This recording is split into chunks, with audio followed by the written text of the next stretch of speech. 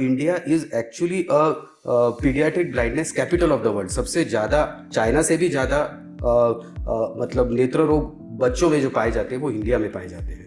So when you see someone, pairing very closely, I mean, if you see, a couple standing very close together, so has it ever occurred to you to tell them that it's not love, it's myopia? Actually very very nice question. मैंने इसके बारे में कभी सोचा नहीं है, but I think हो सकता है, बिकॉज उनको दूर का नहीं दिखाई दे रहा है। I agree.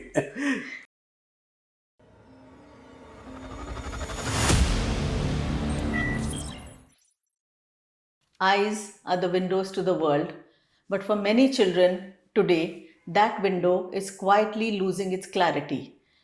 The blackboard blurs, the child shifts closer to the TV, the books are held at an eye length, and no one notices until it's too late. Look around you, and you will see at least 40% children with glasses on, and this is rising at an alarming rate.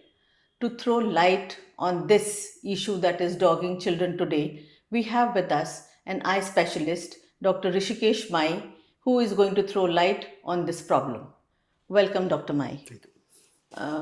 Dr. Mai, you've done your MBBS. So, what is it that drew you to ophthalmology after you finished your MBBS degree? Actually, ophthalmology I always used to like as a science, because I feel नज़र जो site रहती है वो हर इंसान के लिए बहुत ज़रूरी है। खास करके एमबीबीएस के time even medicine, surgery, gynaec ये थोड़े बड़े सब्जेक्ट्स हैं, और खास करके मेडिसिन और सर्जरी के काफ़ी पेशेंट ये थोड़े ओल्ड एज पेशेंट रहते थे।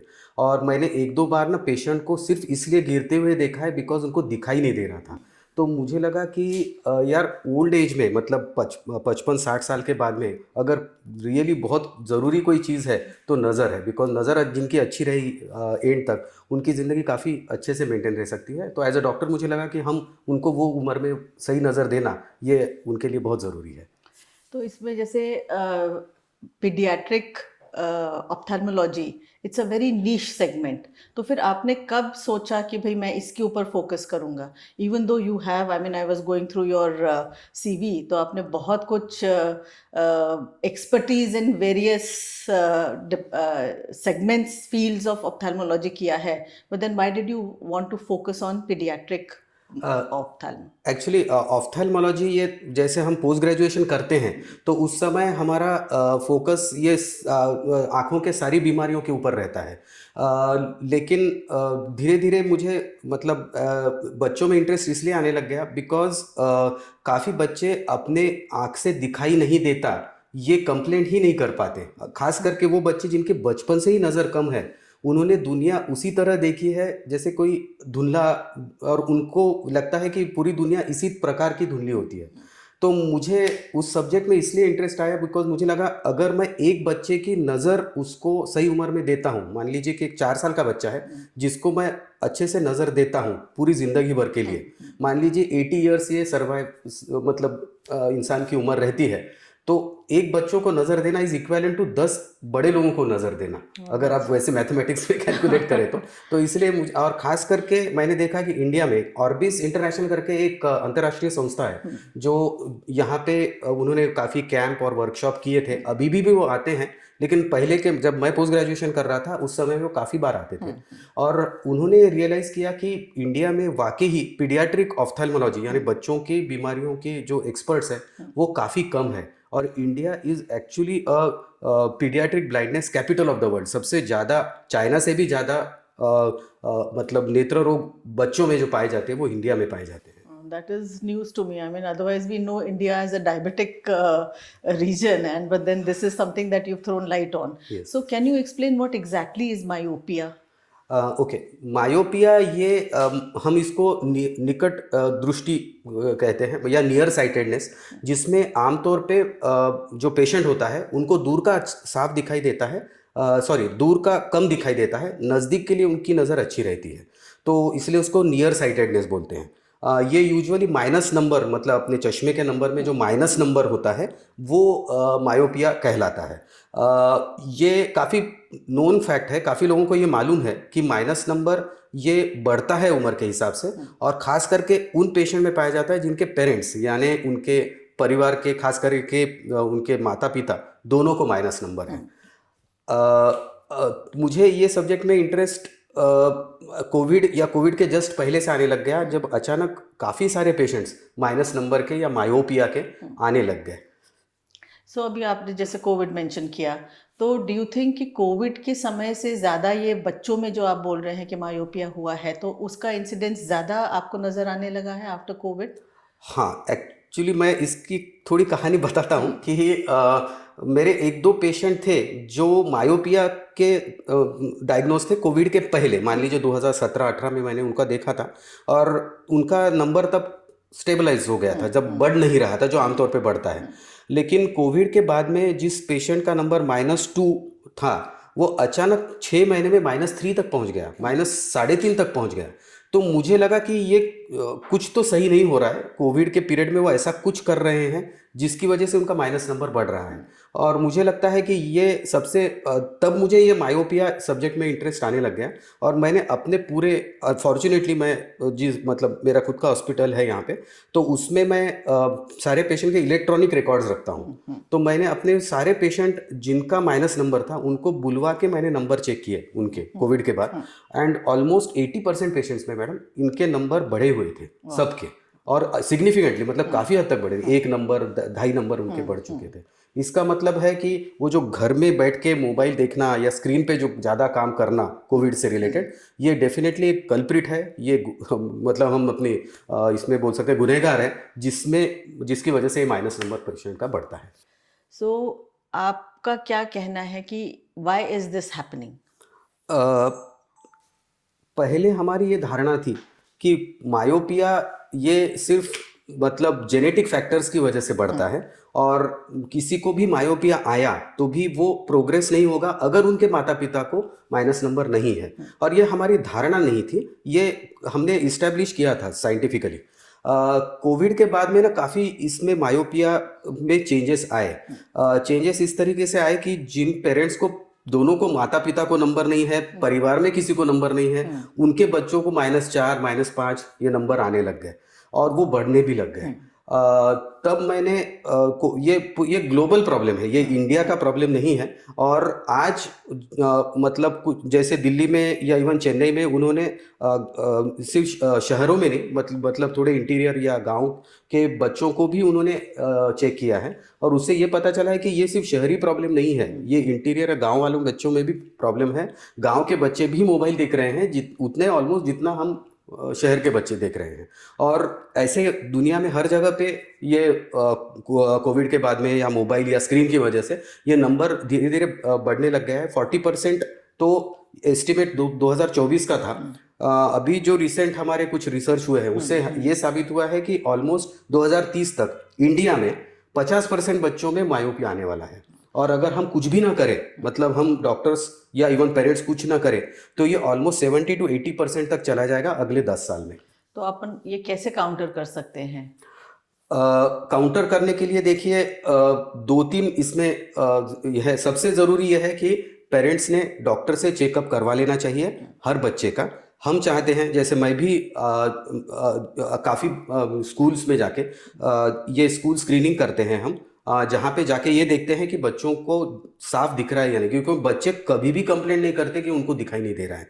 वो हर तरीके से आंखें छोटी करके, नज़दीक जाके, ऐसा करके करते हैं। अगर बच्चे का परफॉर्मेंस कम है स्कूल में, वो तो हो सकता है उसको दिखाई नहीं दे रहा है। और पेरेंट्स ने, मेरी मतलब एक संदेश मान लीजिए, मैं पेरेंट्स को और टीचर को ये देना चाहूँगा कि किसी भी बच्चे का अगर स्कूली परफॉर्मेंस बहुत अच्छा नहीं है, उसके मार्क्स कम हो रहे हैं, तो ज़रूर उसकी आंखें एक बार चेक करवा लीजिए। हो सकता है वो सिंपल चश्मे का नंबर का ही प्रॉब्लम हो, जो पहनने से उसका ये परफॉर्मेंस बढ़ सकता है। अगर वो चश्मा नहीं पहना तो हो सकता है कि उसकी ज़िंदगी भर नज़र कमज़ोर रहेगी, और उसका आगे चल के, क्योंकि जो चीज़ें बचपन में ठीक की जा सकती है, बट मतलब एडल्टहुड में या बड़े उम्र में उसको पूरी तरह ठीक करना ये मुमकिन नहीं होता। चश्मे का नंबर ये एक पार्ट हो गया मायोपिया को ठीक करने के लिए। उसके साथ में सबसे ज़रूरी है, जिसमें मेरे ख्याल से पेरेंट्स की ज़्यादा रिस्पॉन्सिबिलिटी है, वो है बच्चों को स्क्रीन टाइम मिनिमम रखना। और ये स्क्रीन टाइम मैं जब बोलता हूँ तो इसमें सारी स्क्रीन्स आ गई हैं, मोबाइल, टीवी, कंप्यूटर। मोबाइल या टैब जो यूज़ होता है, जो हर बच्चे आजकल काफ़ी बच्चे यूज़ करते हैं, ये सबसे बड़ा कल्प्रिट है मायोपिया के बढ़ने के लिए। हम आमतौर पे ये बोलते हैं कि रोज़ 1 घंटा बच्चे ने बाहर खुली धूप में, खुली हवा में खेलना चाहिए। मोबाइल का इस्तेमाल जितना कम करे उतना अच्छा है। मोबाइल का अगर कुछ उनको पढ़ाई के लिए मोबाइल का इस्तेमाल करना है, जैसे क्लासेस है, जूम मीटिंग्स है, तो वो आप कंप्यूटर पे शिफ्ट करें, ताकि कंप्यूटर की स्क्रीन थोड़ी बड़ी होती है, फॉन्ट साइज बड़ा होता है, तो आंखों पे जोर कम पड़ता है। इसके साथ में कुछ और भी दवाइयाँ हैं और कुछ अलग टाइप के चश्मे हैं, जिससे हम मायोपिया का प्रोग्रेशन या बढ़ना रोक सकते हैं। लेकिन सबसे ज़रूरी, जैसे एक डायबिटिक पेशेंट है मान लीजिए, जब तक वो अपना खाने का कंट्रोल नहीं करता तब तक कोई भी दवा असर नहीं करेगी। ठीक उसी तरह जब तक बच्चे मोबाइल का इस्तेमाल कम नहीं करेंगे तब तक हमारी दवाइयाँ या वो अलग टाइप के चश्मे काम नहीं करने वाले। बट अब फिर आप इसको कैसे काउंटर करेंगे when the entire education is going digital? We have smart black boards now, उनको पढ़ाया जाता है, बहुत सारे स्कूल्स में आईपैड पे या टैब्स पे पढ़ाया जाता है। सो इसको फिर कैसे, क्या, how can we counter this when you say कि it's going to increase by leaps and bounds? देखिए, ये जो स्क्रीन है, जो मतलब क्लासरूम में बड़ी स्क्रीन होती है, दैट इज़ ओके। मतलब उससे हमको उससे मायोपिया नहीं होता है। मायोपिया यूजुअली छोटे स्क्रीन से होता है, जैसे कि मोबाइल है और टैब है। तो यही मैं चाहता हूँ कि ये जो पढ़ाई हो रही है मोबाइल पे और टैब पे, वो इसलिए हो रही है बिकॉज कॉस्ट एक तो कम लगता है, और दूसरा बहुत इजी एक्सेस है, मतलब इंटरनेट का, मोबाइल इजीली मिल जाता है। तो इसलिए हम कंप्यूटर पे, इवन बड़े भी आजकल मोबाइल का ज़्यादा इस्तेमाल करते हैं। कंप्यूटर या मतलब जो पहले की चीज़ें थी, कंप्यूटर आके ऑलमोस्ट मेरे एमबीबीएस के टाइम था, लेकिन हमको चश्मा नहीं लगा क्योंकि कंप्यूटर का स्क्रीन बड़ा होता है, तो उसका फॉन्ट साइज भी बड़ा होता है, और हम कंप्यूटर से ऑलमोस्ट 1 मीटर दूरी अंतर रखते हुए उसका इस्तेमाल करते हैं। मोबाइल हम नज़दीक ला के देखते हैं। तो डेफिनेटली ये लाइफस्टाइल चेंज लाना बहुत ज़रूरी है। तो पेरेंट्स को ही ज़्यादा हम लोगों ने एड्रेस करना चाहिए, क्योंकि आई थिंक जितना हमने सुना है अभी आपसे, तो it is parents who are the culprits. बच्चा रोता है, मोबाइल पकड़ा दो। मतलब I have also seen kids who are as small as probably 2 years old, 3 years old, रोने लगा कि उसको मोबाइल पकड़ा दिया। सो it's a very difficult situation. It's a catch-22 situation with the parents these days. I think it's for the first 5 years almost, मतलब मेरे clinic में जो भी पेरेंट्स आते हैं, जो आप बोल रहे हो वो मेरे सामने ही पेरेंट्स करते हैं जस्ट टू वो बच्चे को शांत करें, ताकि वो उसका कोऑपरेशन मिले और मैं उसकी आंखें चेक कर पाऊँ। मेरा रिकमेंडेशन ये रहेगा कि पहले 5 साल तो बच्चों को मोबाइल देना ही नहीं चाहिए, किसी भी किस्म का। तो पहले 5 साल में बच्चा या तो सीनियर केजी या फर्स्ट के अंदर ही रहता है, तो उतनी पढ़ाई भी नहीं होती है, तो उसको खेलने कूदने देना चाहिए, जैसे हम बचपन में करते थे। Correct. बचपन में हमने खुली हवा खाई है, खुली सांस ली है, तो हमको माइनस नंबर नहीं लगा। नहीं, पर अभी ऐसे बहुत सारे कंट्रीज में तो उन्होंने बैन भी कर दिया है, not only mobiles but all the other apps also, which are addictive. तो जैसे ऑस्ट्रेलिया में भी बैन हुए हैं। So do you think even if we also put across certain restrictions on our sites, so do you think that is also going to help? Definitely ma'am, मतलब हमारे यहाँ पे इस तरीके का इम्प्लीमेंटेशन जैसे ऑस्ट्रेलिया में हुआ है, कुछ नॉर्डिक कंट्रीज या स्वीडन या वहाँ पे भी हुआ है, वो इम्प्लीमेंट करना अपने लिए यहाँ पे थोड़ा डिफिकल्ट है, इसलिए बिकॉज अपना देश काफ़ी बड़ा है और एक्सेस हर स्कूल में या हर पेरेंट्स तक पहुँचाना, इसके मतलब the disadvantages of mobile use ये काफ़ी कम है।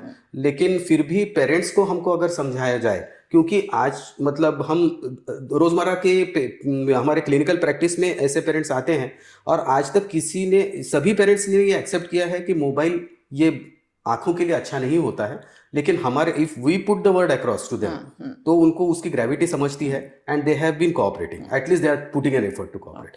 So do you think you should be approaching schools more, because that is where the children spend most time, and counseling them through schools? School से बहुत important part है, because ये हमने social medicine में ही सीखा था कि जहाँ तक पीडियाट्रिक पेशेंट्स रहते हैं, मतलब 15-16 साल के अंदर वाले बच्चे, उनको सबसे आसान तरीका उन तक पहुंचने का स्कूल के थ्रू है, बिकॉज हर बच्चा स्कूल जाता ही है। हमको हम आमतौर पे उनके टीचर से ये डिस्कस करते हैं। कभी कभी उनकी जब पेरेंट्स टीचर्स मीटिंग होती है उसमें हमको बुलाते हैं। कुछ स्कूल्स बहुत प्रोएक्टिव जो रहते हैं वो हमको उनके जो पेरेंट्स टीचर्स मीटिंग है उसमें बुलाते हैं, और उससे वो इम्पैक्ट पड़ता है। आमतौर पे हर स्कूल में ऐसा नहीं होता, तो हम आमतौर पे टीचर्स या पेरेंट्स से ये मतलब इन्फॉर्म करते हैं, कुछ पैम्पलेट्स डिस्ट्रीब्यूट करते हैं, और मतलब काफ़ी टीचर्स प्रोएक्टिवली बच्चों को बताते हैं, पेरेंट्स को बताते हैं अबाउट दिस हार्मफुल इफेक्ट्स। और फिर भी उनको कुछ क्लैरिफिकेशन चाहिए तो आई रिकमेंड कि वो मेरे क्लिनिक में आए या पीडियाट्रिक ऑफ्थेल्मोलॉजिस्ट के पास जाए। तो आपके ये ऑर्गेनाइजेशंस भी, जैसे for example you have the IMA और योर ऑप्थेल्मोलॉजी ऑर्गेनाइजेशन, तो वो भी इसमें मदद कर सकते हैं? Yes yes definitely ma'am.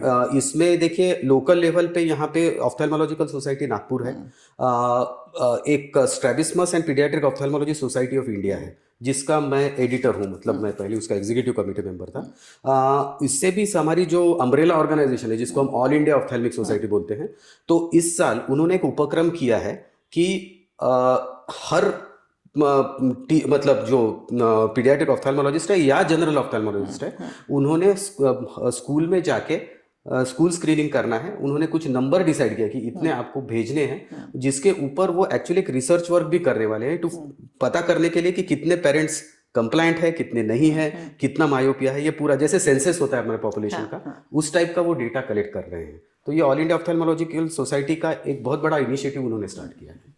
अब जैसे वी टॉक ऑफ, आपने ये बोला कि भाई विजन के बारे में बताया कि भाई आँख से जब दिखता है तो वो that is one of the most important senses, so likewise ophthalmologists and dentists, I think, these are two senses we have, the sight and the taste.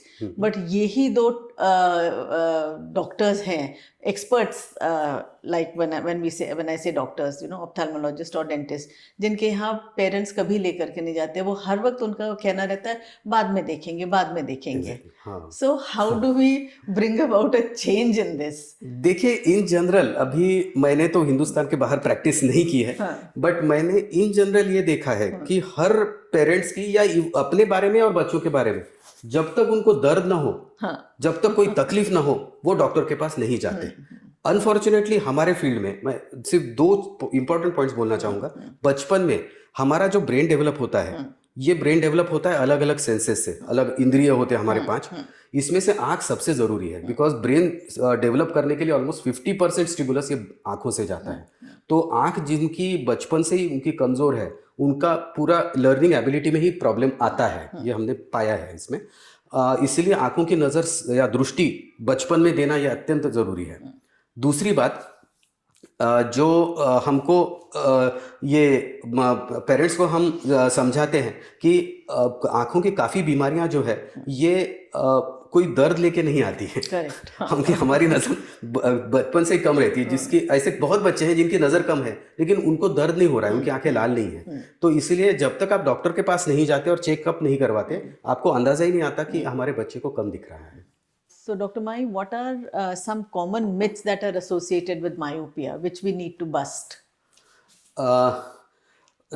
इसमें मिथ्स तो काफ़ी है। जो मुझे ज़्यादातर देखने को मिलता है वो ये कि पेरेंट्स को अगर माइनस नंबर है तो ही बच्चों को माइनस नंबर आने वाला है। तो बिकॉज हमारे माता पिता को नहीं है, इसलिए बच्चे को आँखों की कोई बीमारी हो नहीं सकती और चश्मे का नंबर तो आना पॉसिबल ही नहीं है। लेकिन ऐसा नहीं है, जैसा मैंने अभी कहा कि काफ़ी बच्चे ऐसे हैं जिनको उनके यूज़ की वजह से, पहले हमारा एक धारणा ये था कि माइनस नंबर ये जेनेटिक है, but no, it's not like that. Myopia is a lifestyle disease, तो बच्चों को आ सकता है और काफ़ी ज़्यादा नंबर भी आ सकता है। दूसरी बात कि माइनस नंबर अच्छा होता है क्योंकि उसमें नज़दीक के लिए विजन अच्छी रहती है, दूर के लिए ही प्रॉब्लम रहता है। देखिए माइनस नंबर ये सिर्फ नंबर का गेम नहीं है। ऐसा नहीं है कि -2 -4 ये सिर्फ नंबर्स नहीं है। इससे हमारी आंखों का स्ट्रक्चर भी चेंज होता है। मतलब ये कि माइनस नंबर मतलब आंखों का साइज नॉर्मल से बड़ा होना, मतलब मायोपिया। तो डेफिनेटली जिसका नंबर -8 है उसकी आंख -2 वाले पेशेंट के मुकाबले में बड़ी रहेगी। और जिसकी आंख साइज में थोड़ी बड़ी है उसके आंखों में मोतियाबिंद होना, काला मोतिया होना, रेटिना के डिटैचमेंट्स होना और परमानेंट नज़र कम होना, ये ज़्यादा गुंजाइश रहती है। इसीलिए माइनस नंबर जितना कम रखे और ना रहे, इसके लिए हमने कोशिश करनी चाहिए। सो डू यू थिंक कि आईज भी हम लोगों ने रेगुलरली टेस्ट करानी चाहिए even if there are no visible complaints? I think so. सबसे ज़रूरी it is something like diabetes या हाइपरटेंशन। काफ़ी बार डायबिटीज़ के जो पेशेंट हमारे यहाँ डायग्नोज होते हैं जनरल मेडिसिन, वो किसी और कारण से वो डॉक्टर के पास गए रहते हैं और अचानक शुगर बढ़ी हुई दिखती है। पेशेंट को वैसे कंप्लेंट कुछ नहीं रहती। वैसे ही आंखों की काफ़ी बीमारियां हैं, तो उनको पता करने के लिए सबसे सही तरीका ये है कि रेगुलरली अगर सब आंखें ठीक है तो साल में एक बार चेक कर लेना चाहिए। अगर चश्मे का नंबर डिटेक्ट हुआ है तो 6 महीने में डिटेक्ट करना चाहिए, या जैसे भी आपको डॉक्टर बुलाए उस हिसाब से रिव्यू कर लेना चाहिए। So is it only the glasses that can treat myopia, or do you also recommend exercises? Does that also help? Yes, actually myopia जब हम ट्रीट करते हैं तो हमारा उत्तरदायित्व सिर्फ पेशेंट को चश्मे देकर उसको क्लियर विजन देना इतना नहीं है। हमारा और भी ये रोल है कि नंबर कम से कम रखा जाए कि वो नंबर बढ़े नहीं। जिसका आज -2 है, सालों साल उसका -2 ही रहे, -2.5 3 ना हो। तो इसके लिए चश्मा तो ऑप्शन है, कॉन्टैक्ट लेंस है जो सभी लोग जानते हैं, लेकिन इसके साथ आजकल कुछ ड्रॉप्स भी अवेलेबल है और या तो फिर कुछ अलग टाइप के चश्मे हैं जिससे नंबर प्रोग्रेस होना हम रोकते हैं। लेकिन फिर भी एक बार आपका माइनस नंबर डिटेक्ट हुआ है तो 6 महीने में आपको आंखों का जांच करवा लेना चाहिए, जस्ट देखने के लिए कि नंबर बढ़ रहा है या नहीं। So can untreated myopia lead to significant problems during adulthood? Yes madam, actually बच्चों का नंबर होना और बड़ों के नंबर में थोड़ा सा डिफरेंस है। आपको अगर एडल्टहुड में नंबर आ जाता है किसी कारणवश, तो आपकी एक्चुअली नज़र डेवलप हो गई रहती है, तो चश्मा लगाने से पूरा काम आपका अच्छे से हो जाता है, आपकी पूरी नज़र आ जाती है। अगर बचपन में मायोपिया डिटेक्ट हुआ जैसा आप कह रहे हो और उसमें अगर हम चश्मा न दें तो बच्चों की नज़र विकसित नहीं होती है। उनको एक टाइप की कंडीशन है जिसको हम अमलायोपिया या लेजिया या आलसी आंख बोलते हैं। तो उसका प्रॉब्लम यह है कि अगर वो सही उम्र में उनको नंबर ना दिया गया तो वो विजन उनकी विकसित नहीं होती है। तो उसके बाद भी अगर उन्होंने चश्मा लगाया, कि मान लीजिए कि वो बचपन में उन्होंने छोड़ दिया मालूम होने के बावजूद और मतलब बड़े होने के बाद चश्मा पहनना चालू किया, तो भी उनकी विजन वैसे नहीं रहती है, तो वो परमानेंट विजुअल लॉस हो जाता है। So Dr. Mai, with advancements in genetics, so have there been any genes that have been identified which talk about myopia in children? Yes ma'am, actually lot of research, इसमें काफ़ी संशोधन या research हो चुका है। इसमें मतलब 3-4 जीन्स या उनके जीन के जो लोकाई रहते हैं वो डिटेक्ट हुए हैं कि अगर उनका प्रेजेंस रहता है तो बच्चों में मायोपिया आना और मायोपिया प्रोग्रेस होना ये डिटेक्ट हुआ है। और ये मतलब ऑलमोस्ट 60-70% ऑफ द टाइम्स ऐसा होते हुए देखा गया है। सो जेनेटिक फैक्टर डेफिनेटली है मायोपिया में, लेकिन मतलब हम जो मैंने कहा कि एनवायरमेंटल चेंजेस या लाइफस्टाइल मॉडिफिकेशन अगर साथ में किया जाए तो डेफिनेटली हम भले मायोपिया का ऑनसेट हम ना रोक पाए लेकिन प्रोग्रेशन डेफिनेटली रोक सकते हैं। So Dr. Mai, we have this rapid fire questions and we want you to be really witty when you answer these questions. So there is one Hindi song about eyes that you'd love to dedicate to your wife, Dr. Pratiksha Mai. Okay उसमें ये झुके झुके नैना ये लट बल खाती ये दिल में क्यों ना मेरा दीवाना हो तेरा। I think she's going to be very happy with this. So when you see someone, pairing very closely, I mean, if you see, a couple standing very close together, so has it ever occurred to you to tell them that it's not love, it's myopia? Actually very very nice question, मैंने इसके बारे में कभी सोचा नहीं है, but I think हो सकता है बिकॉज उनको दूर का नहीं दिखाई दे रहा है। I agree. And you also when you came in, I saw you wearing specs. So to be very honest, after a long day's work, do you sometimes want to throw your specs away?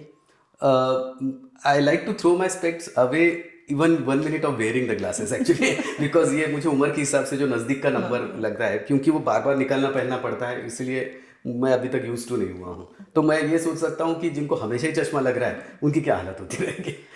आपने हमारे वार्तालाप में आपने बहुत बार बोला कि screen time कम करो, screen time कम करो। यही आप एडवाइस अपने पेशेंट्स को देते हैं। Yes. अगर स्क्रीन टाइम कम हो गया तो ये तो आपने अपने पैर पे कुल्हाड़ी मार ली। ये ठीक उसी तरह जैसे कोई डायबिटोलॉजिस्ट बोलता है कि आप मीठा मत खाइए, मीठे से क्या क्या प्रॉब्लम होते हैं, बट दैट्स आवर जॉब, मतलब कि बीमारी ना हो तो ही अच्छी है। So if eyes could talk, what would you say after a long day at the clinic? Okay, difficult question, but I will say कि यार मुझे अभी किसी की आंखों में झांक के देखने की जरूरत नहीं लगती, मैं थक चुका हूँ। अच्छा, ये घर जाने के बाद आप बोलेंगे। So how is doctor Pratiksha my going to feel if you say कि मेरे को आंख में देखने की जरूरत नहीं है? एक्चुअली प्रतीक्षा की आंखें थोड़े ब्राउनिश है, और ये मुझे शादी के 10-12 साल के बाद पता चला है जब मैंने उनकी आंखें चेक की। So on that note, Dr. Mai, thank you very much for an insightful session. Thank you. आपने बहुत सारे हमारे दर्शकों के लिए आपने myths associated with myopia clear किए हैं. So and we are very thankful that you took time off from your busy schedule and came to the Hitwads, the People's Mic. This is where conversations happen. This is where awareness happens. So thank you so very much. Thank you, ma'am.